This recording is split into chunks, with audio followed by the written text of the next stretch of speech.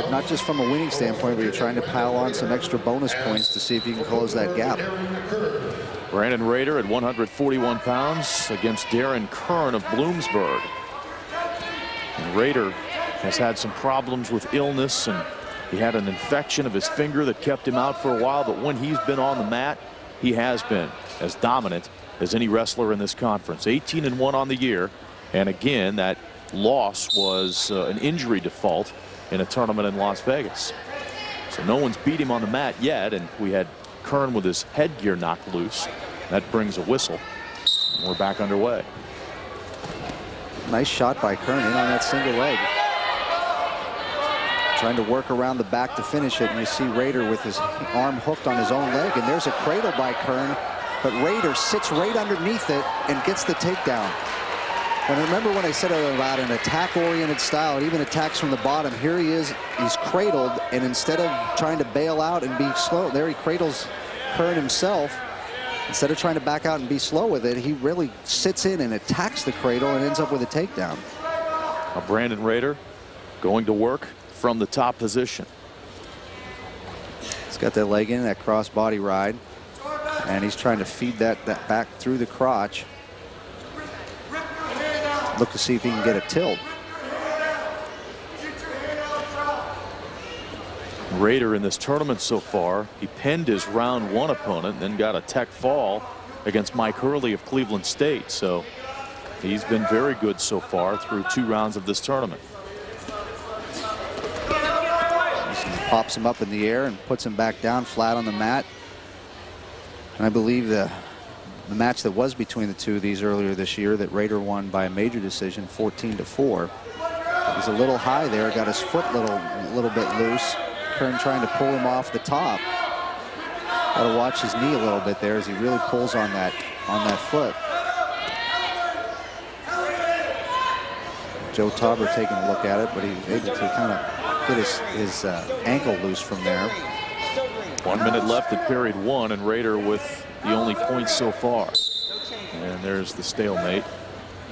Rader's been on top for 129 of this first period.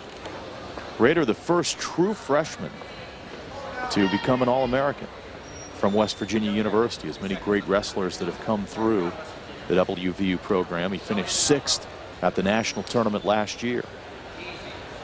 And as a freshman, 34 wins. That was second most by a freshman in school history, second only to Greg Jones, who I think we all know his accomplishments in collegiate wrestling on the Mountaineer bench as West Virginia's assistant coach.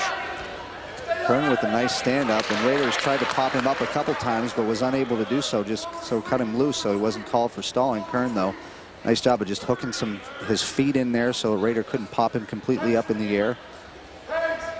Ends up with an escape. 2-1 lead for Rader, and Rader in on a shot and a 2-point takedown.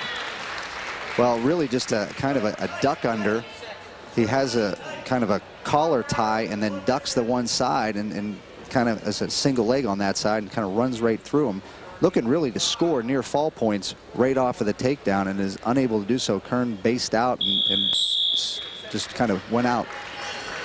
So Rader with a 4-1 lead. Here's another look at his first takedown. Looked like he was in trouble there, Tony, but there's the cradle, and then boom, he just shoots right back underneath there, and he gets himself a 2-point takedown. And the second takedown just moments ago. So Rader with a 4-1 lead as we head into period 2. And one of the things you notice too, Kyle, is he's really good at looking to score near fall points right off the takedown. A lot of times with a lot of people, they're just happy to have the takedown itself. But Brandon Rader right off the takedown, which is a great time to score, has tried to take advantage of that in these 2 takedowns as well. Kern on the bottom to begin period 2. Rader has a tough time popping him up in the air. Kern being a little taller than him, so his hips up higher to begin with. So he doesn't have a lot of lift, and Kern doing a nice job of just hooking him a little bit. The escape point makes it 4-2. Rader with 2 minutes 22 seconds of ride time, and a little hesitation by Rader there cost him. Well, he went to duck under, and there really wasn't any space, and Kern just kind of bumped him, and as he fell backwards, Kern attacked him, which did a nice job. But again, he's in on the single leg, and he just kind of stayed there. And when you're looking to be advancing in the national tournament, or you want to win against somebody like Brandon Rader, you've got to take advantage of every opportunity that you get. And there was a chance to score points, and he didn't quite use it. Rader with great quickness tried to spin around the hip and got Kern off balance. Rader throws him down for his third takedown of the match and a 6-2 lead. Continually attacking. And you know, that's the style, Kyle, that really dominates a lot of the NCAA tournament, is people who are really good at almost instant offense. Is that there's an attempted tilt by Rader. Doesn't quite have the tilt yet. Joe Tauber's looking at it and kind of based back out again. And they're still got the leg in. Probably just going to slide out of bounds here. 6-2 lead for Rader, who's been on top for over 3 minutes now. If I was Kearns, I'd be looking to slide out of bounds for a restart. That's for sure. And we get that restart with 14 seconds left in period 2. So Rader trying to win at 141 pounds for the second consecutive year.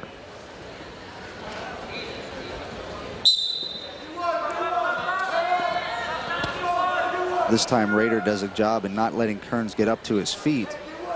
Just did a nice job of changing the pressure there a little bit as Kearns went to stand up. And there's the period. Brandon Rader ranked as high as number 3 in the country this year, and having a very good Eastern Wrestling League tournament as a sophomore. There's his third takedown of this match, one that gave him a 6-2 lead. Well, Kyle, he tried that duck under again. Kearns went to attack him. This time Rader's feet didn't get caught. He snapped him down and went back underneath him again. And he did the same thing to him. Wow. I mean, just an attack and a scramble. I mean, it did the same thing. It was that hook. He does a collar tie. He goes right underneath the ducks and tries the single leg at the same time. Kearns fought that off pretty well. Rader went to throw it, didn't get it, didn't stop though, continued to lets him out, and a nice quick takedown again, right back on him. You know, Kern went after the shot there. Rader fought him off and scored himself. Let him out for the 6-2 lead. And Rader has the ride time point secured as well. You know, and Kern being long, sometimes when you go to do something with somebody like that, his arms and legs are in places that you don't expect them to be. Now Kern really just kind of holding on for dear life down here as Rader really works hard to turn the corner, hooks the ankle. There's 2 points. And the lead pushed to 12-4 with 50 seconds remaining here. Rader with a 13-4 lead, and there's the tilt. That's the tilt he tried earlier. Kyle wasn't able to get it. This time, much better job of working that angle and pressure, and he gets a 3-point near fall. Kern kept that left shoulder up off the mat, and Rader goes after him again. It's a 15-4 lead, and Rader's going to let Kern up, push him out of bounds. So we'll have a escape point for Kern and a neutral start here. 12-5 the score. Make it 15-5 the score with those back points. And again, Rader with the ride time point as well. Kern has double underhooks there and changes to a single underhook. 15-5 as the final seconds play out here in the 141-pound match. And constantly working. That's why Brandon Rader's a returning All-American, has a great shot at being an All-American, and things go well, could end up as a national titleist. 16-5, Brandon Rader victorious over Darren Kern.